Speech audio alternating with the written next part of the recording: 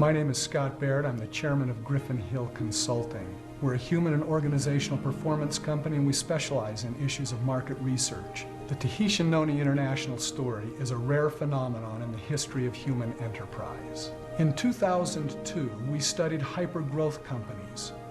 We analyzed all the companies listed in the Inc. 500 list for the last 20 years.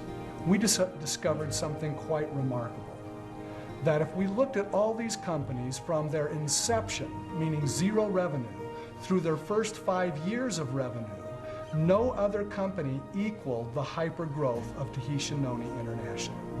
Because we were so intrigued by those results, we were curious how the Tahitian Noni International growth would compare with both private and public companies.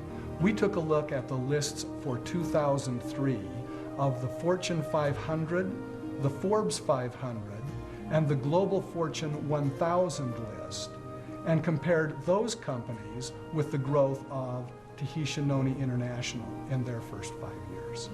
As a result of our research, using that as our basis, we concluded that there were probably fewer than 10 companies in the history of the world that equaled the hypergrowth of Tahitian Noni International. We have profound respect for Tahitian Noni International, so we were understandably honored when we were approached by Tahitian Noni International to be the arbiter of their $100,000 challenge. We had approximately 200 responses to the $100,000 challenge. Most challengers were distributors of companies that they believed in and liked very much. We invited each of those challengers to have their company submit financial statements so that we could compare them with the Tahitian Noni financial statements that had already been supplied to us, audited and certified.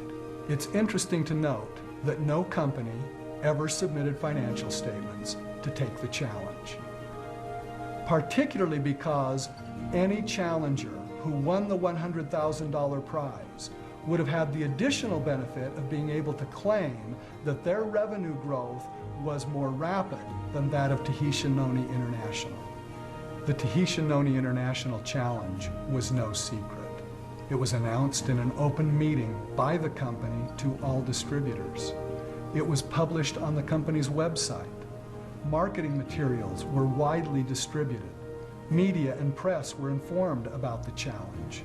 Thousands of DVDs were handed out by Tahitian Noni distributors to the distributors of other companies. The challenge consisted primarily of 2 points: revenue growth in the first 10 years of a company's existence and the payout to distributors. It is safe to infer that no company accepted the challenge because they didn't believe that their revenue growth and payout would match that of Tahitian Noni in their first 10 years. As a result of our experience with the Tahitian Noni International $100,000 challenge, we're left with the same conclusion that we reached after our initial research. There are probably fewer than 10 companies in the history of the world whose revenue growth rival that of Tahitian Noni International.